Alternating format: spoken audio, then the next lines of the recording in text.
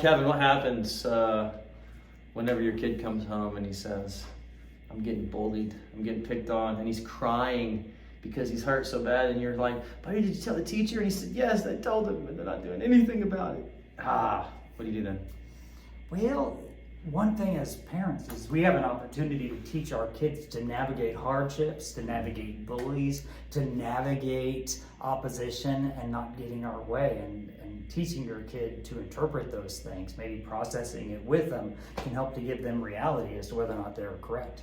Yeah, I understand the harassment point of bullying, where it's just this nonstop thing, but a lot of times it's just that one time, that one laughing at you or pointing at you or making fun of you or calling you a name, and if it's just one time or a couple of times, you got to be able to teach your kid how to work through that and navigate through that, because it's going to get worse.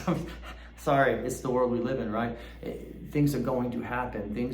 And especially when you get older, that junior high age is pretty rough too. And so we have to be able to teach our kids to not take on that identity of whatever the insult is or whatever the issue is that they're making fun of. You have to be able to have some confidence and have some identity. And of course, we find that in Christ, and if you can root that in Christ, it'll be a lot easier for your kid to deal with those things. Do you believe in your kid to be strong enough to handle those situations, to be smart enough to solve their problems?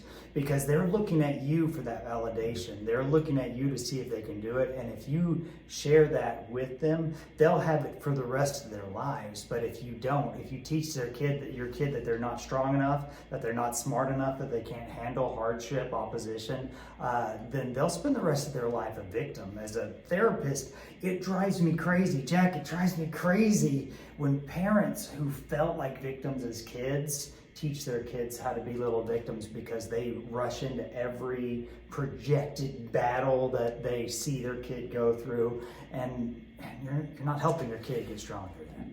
No. If I save my kid from everything, how he's going to manage himself when I'm gone, right? I mean, it's not going to happen. How he's going to teach his kids? He didn't even learn. So I think it is important. Hey, sometimes some of those things that our kids go through builds character.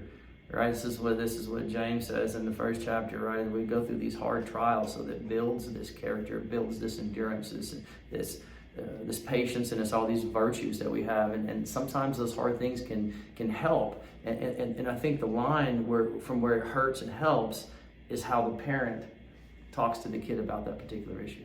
We did a video once about personal responsibility. In fact, it was probably 15 minutes ago for us, but it might have been 3 weeks ago for the YouTube channel. And what role in this does your kid have? Kids have this way of like teasing and taunting and instigating, and then they find out that there are kids that don't take that. And I'm not saying that it's okay to hit somebody. Like, I don't know what it would take. Jack could not say a sentence that would cause me to hit him. Because that's not who I am, that's not how I respond. But so it's not okay to bully or to abuse people, but it's also not okay for me to like try to taunt them into doing stuff. So help your kid to know if they're doing things to contribute to their problems, that they could probably help themselves by not. If you need any help with parenting, give us a call.